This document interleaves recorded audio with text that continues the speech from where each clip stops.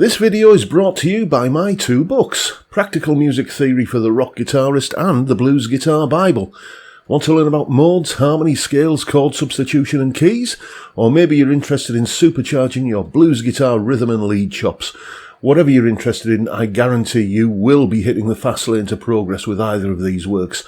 Both feature video demonstrations and tutorials, loads of tabs and jam tracks to play along with, and I promise you, everything is explained in crystal clear plain English.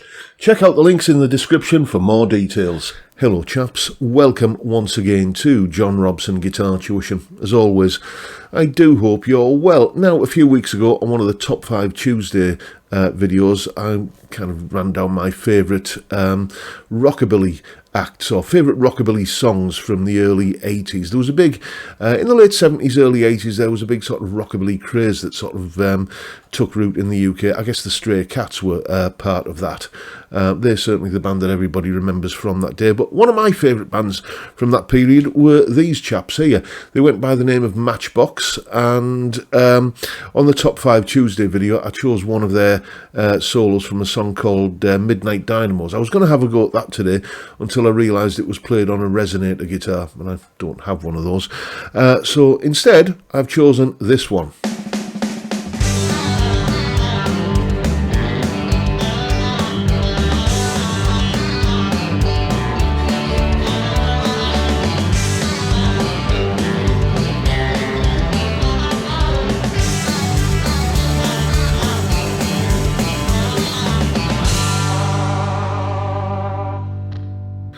That was the solo from Matchbox's kind of breakthrough hit, really, from 1979, a song called Rockabilly Rebel, and I vividly remember seeing this performance of it, I think on Top of the Pops, or one of those kind of top 40 shows that was on the TV.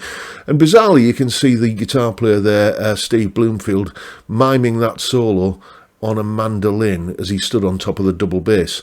I can't imagine that was his choice. I imagine that was some kind of studio director saying, actually, you know, it would look better on TV if you played it on one of these, you know, and obviously that held sway. Happy memories. Anyway, here's a little bit of an explanation of what's going on in the solo. Solo explanation. Okay, beginning as always with the chord sequence we're playing over. Here it is, basically a 3-chord bash in the key of G. We've got the 1 chord, the 5 chord and the 4 chord there, or 1, 4 and 5 if you prefer them in that order. But that's the order that they occur in there at a ferocious lick of 206 beats per minute. So, with any kind of tempo like that, we're not going to be ducking and weaving in and out of individual chord changes. There's a couple of places where we take into account the constituent notes of the underlying chord, and we'll deal with those as we go through. But there's a lot of passing notes and what would you call them? Well, just wrong notes, for want of a better way of putting it, in this solo, and that's where we begin with this little rundown here. We're pulling off from the 3rd to the 2nd to the open, 3rd fret, 2nd fret open on essentially all 4 of the 1st, 2nd, 3rd and 4th strings. We start with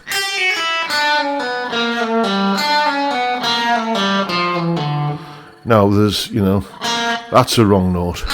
That's a wrong note. Arguably, this is a wrong note as well if we're kind of thinking in terms of strict diatonic key theory. But, you know, you play it fast enough and it just sounds, you know, like a fast-paced barrage of notes. Like that. And it sounds absolutely fine. And there's a lesson in there somewhere, isn't there? You know, if you're going to play wrong notes, play them fast and you'll get away with it. Then we come into slightly more of a kind of a traditional blues rock and roll kind of way of looking at things with this little run here where we're using the minor 3rd of G, the B flat, resolving to the major 3rd. We get this run here. Oops. I beg your pardon, I'll do that again.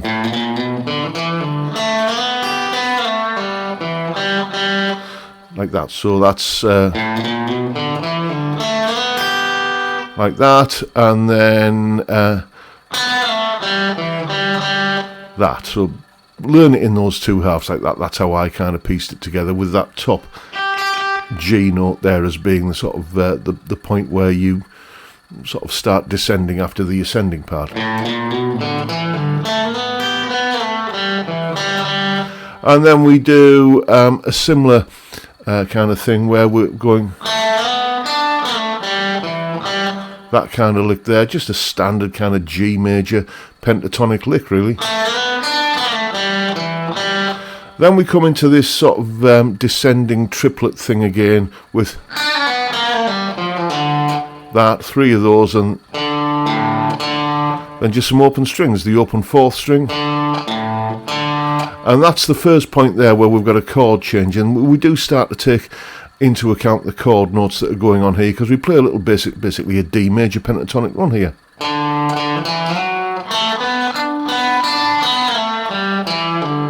With the then kind of coming down more into a G major pentatonic. Not there's much difference between the scales anyway, but it's the presence of that F sharp note there, which, as you know, is in a D chord. That kind of makes that more of a D major specific lick there. Then we're back into our descending triplety thing again with all of the cluster of wrong notes, and we just do it straight down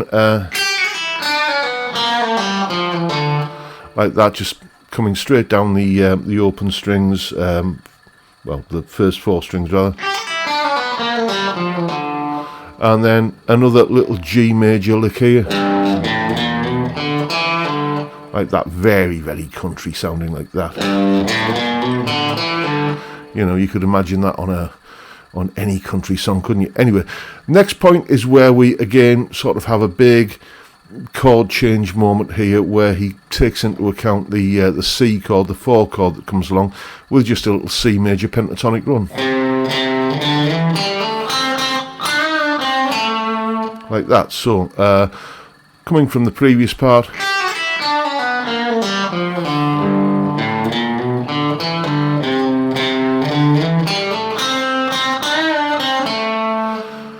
And then we're into the closing stages of the game, really, with just more of these things here. We're doubling up on the 1st and 2nd strings,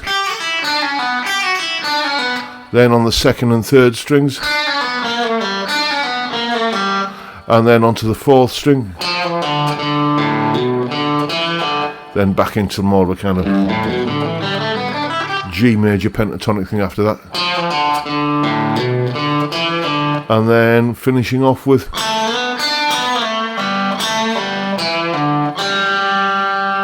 that. And that is the solo from Rockabilly Rebel by Matchbox, and lots of good sort of country licks in there, especially, I mean, at a higher tempo, this kind of thing, like that. Make use of that in other keys if you want. You know, you'll get away with it if you've got the chops to play it fast enough. You play that at sort of that kind of speed over there's a G chord, for example, and if you land on this note, you can hear how wrong that note sounds over that chord. So you've got to kind of scoot by them really fast if you're going to do this. But if you can, then it's a great way of adding colour and a bit of fieriness to a solo. Now you know what to do. Go away and have some fun with it. And as always, you'll find a full tab for the solo in both Guitar Pro and PDF formats, along with a clip of me playing it, that explanation you've just seen there, and a backing track to play along with yourself. That's all, as usual, up on my Patreon page.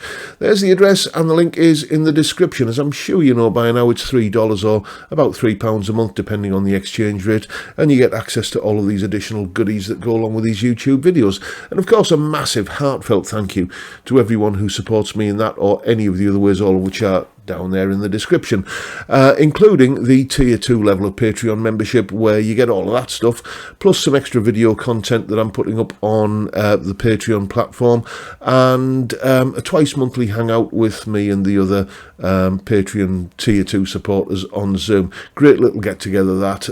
It's starting to kind of gain a bit of traction now. I can highly recommend it. It's where I can perhaps be a little bit freer with my opinions on certain things than I choose to be on YouTube. So if that sounds like the kind of thing you'd be interested in, if you want to come along and have a chat and hang out with the other chaps, then you know what to do. Sign up down below. But that's pretty much it for today, folks. Hope you've enjoyed the video and found it useful and informative, and maybe even a little bit entertaining in some small way. And if that's the case, please hit the subscribe button and the notification bell if you haven't already done so. And why not drop me a like as well while you're at it. Don't forget the live stream, as I always say, every Friday, 5 p.m. UK time. It's all about the beer in the chat. That's what we gather. There's never any kind of planning or script or anything else involved. It's just I sit here with a few beers and chat with people, and it's a great way to kick off the weekend. And I'd love to see you there if you can make it. But for now, I'll bid you all a good day and say thank you so much for watching. Thank you for your time. Look after yourselves, folks. Stay well, stay safe, and above all, stay sane. Bye for now.